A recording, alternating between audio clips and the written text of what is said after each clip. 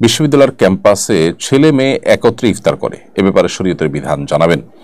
বোন ফারজান আঞ্জুম, বিশ্ববিদ্যালয়ের ক্যাম্পাসে হোক কিংবা কোনো ক্যান্টিনে হোক বা অন্য কোনো সাধারণ জায়গায় হোক, ছেলে এবং মেয়ে, নারী এবং পুরুষ একত্রে বসে যদি ইফতার করেন, তারা যদি গায়রে মাহরাম হয়ে থাকেন, তাহলে সেটি একটি নাজায়েজ এবং গুনাহের কাজ।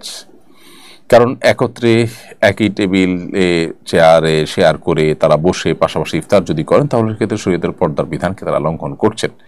যেখানে নামাজের মতো ইবাদত করতে গিয়েও আল্লাহ রাব্বুল আলামিন নারীদের কাতারকে পুরুষদের কাতার চাইতে ভিন্ন রাখতে বলেছেন, শেষের দিকে রাখতে বলেছেন, সেখানে আপনি যদি কোনো আয়োজনে কোনো ইফতার পার্টিতে একাকার করে ফেলেন, তাহলে সন্দেহভাবে সেটি গুনাহের কথা। এখানে যারা আয়োজক হবেন, যারা এখানে সামিল হবেন, তারা অবশ্যই গুনাহগার। তবে হ্যাঁ, আপনি নিজেকে যদি সেখান থেকে রক্ষা করে ওই আয়োজনের মধ্যে আপনি নিজেকে সেভ করে আলাদা করে ইফতার করে চলে আসেন, তাহলে সেক্ষেত্রে আপনার জন্য সেটা নাজায়েজ না হতে পারে।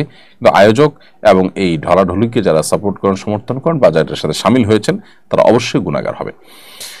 কেন শরিয়াত পর্দার এই বিধানের কথা বলে, কেন আল্লাহ রাব্বুল আলামিন এই নির্দেশ দিয়েছেন আমাদেরকে, সেটা আমরা হাড়ে হাড়ে টের পাচ্ছি আমাদের সমাজে নানা অস্থিরতার যে সংবাদ আছে সেগুলোর মধ্য দিয়ে।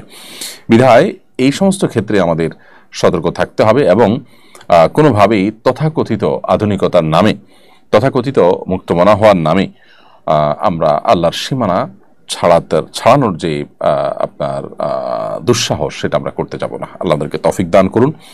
এবং বিশ্ববিদ্যালয় ক্যাম্পাস সহ অন্য যে কোনো জায়গায় যদি কোনো ইফতার আয়োজনে নারী পুরুষ একসাথে থাকেই, তাহলে নারীদের জন্য আলাদা আয়োজন থাকবে, পুরুষদের জন্য আলাদা আয়োজন থাকবে।